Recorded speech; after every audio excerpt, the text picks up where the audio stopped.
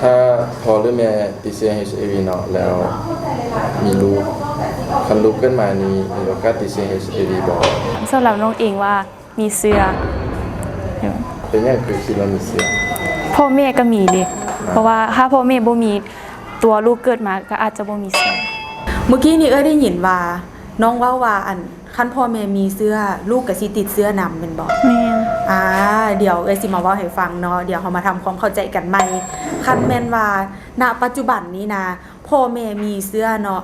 ปัจจุบันลูกบ่สามารถติดเสื้อใดๆย้อนหยังก็ย้อนว่าตอนนี้หั่นนะทางการแพทย์เพิ่นเนาะพัฒนาแล้วทันสมัยแล้วเฮามียากินคุมเสื้อ